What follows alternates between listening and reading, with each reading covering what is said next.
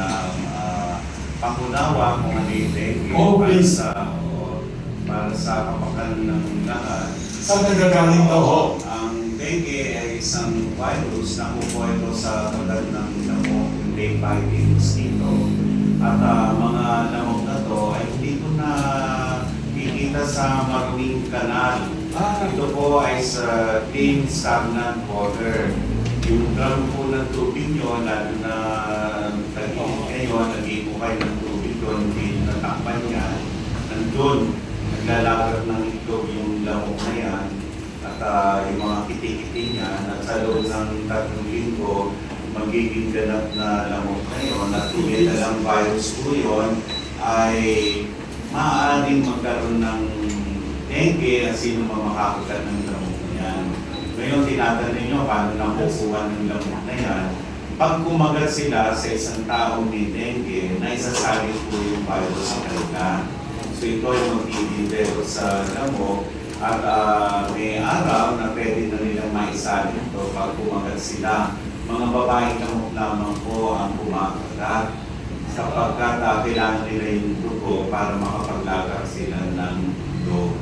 Day-biting mosquito po sapagkat ang pagkagat po nila ay hindi ang tamang-tama mga alas 10 ng umaga at bago po magtakip sili mamaya sa gabi magpapahinga ng po yun.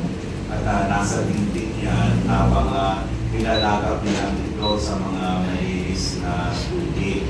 Ngayon po, mga hanggang 3 hanggang 7 araw, ang sino mang nakagat ng lamok at may naisalin na virus po, ay magkakaroon ng mataas na lagnat. Very labo po yun ng mga masakit na kaso-kasuan, muscle, maaaring headache, at babantayan na po yun sapagkat sa biglang pagbagsak po ng lagnat, kadalasan ng obserbahan dito ay sumasakit yung tiyan, magkakaroon ng persistent vomiting o pagsusuka, magkakaroon ng skin rashes na tinatawag natin petechiae. Okay. At ito naman po ay kalaunan magkakaroon ng pagbagsak ng hemoglobin. Judge po yan na baka meron ng bleeding, pagkas ng hematocrit, baka nagkakaroon na po yan ng pagkaipon ng tubig po at binabantayan po yan sapagkat nagkakaroon po ng plasma leakage. Ngayon, importante po na alam natin yung mga tinatawag na danger signs sapagkat ito magiging good na dadalhin na po sa ospital.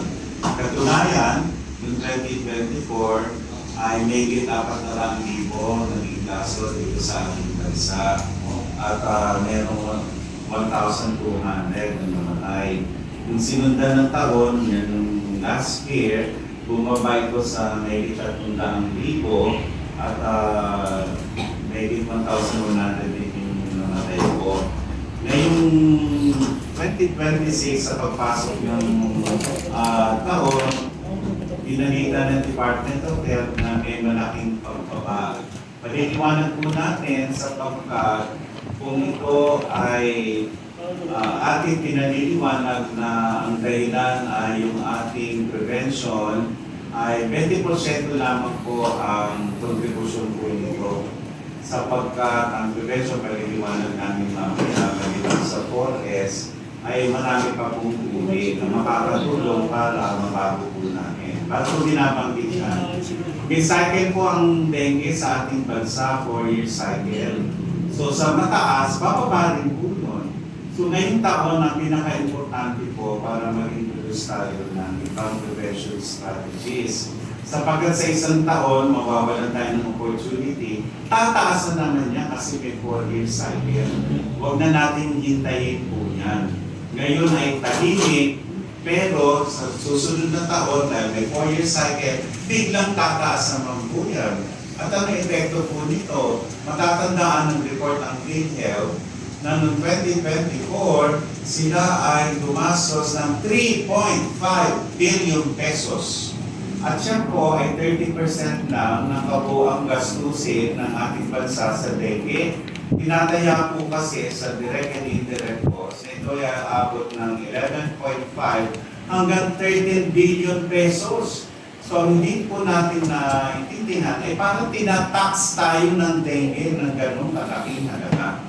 At mamaya nga po malalaman nyo kung bakit ang nangyayaring conflict sa Iran, ang hantavirus outbreak, at ang nangyayari po sa Senado ay may malaking epekto po dito sa dengue sa ating bansa.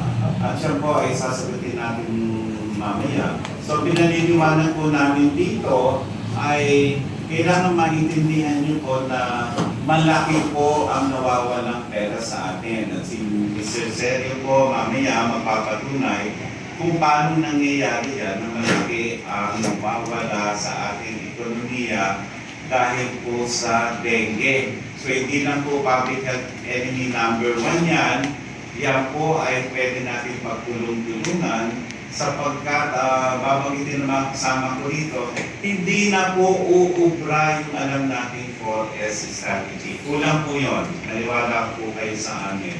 At kami napapasalamat sa mga doktor sapagkat kailangan pag-iba yun din, Mr. Wilson, yung pagagamot at walang mamamatay.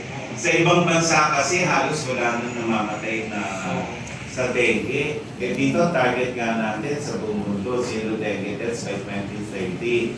Sa ngayon po, ay 4 sa bawat 1,000 magkakaroon ng dengue ang namamatay. Sa ibang bansa, 1 sa bawat 10,000 na lang namamatay, halos wala nang namamatay sa dengue. Eh bakit ganun ang dito sa ating bansa? Kaya ba natin na mapababa pa? Kaya yan po ang mission ng End Dengue Coalition para na sa ganon ay magkaroon tayo ng 0 dengue deaths sa 2030.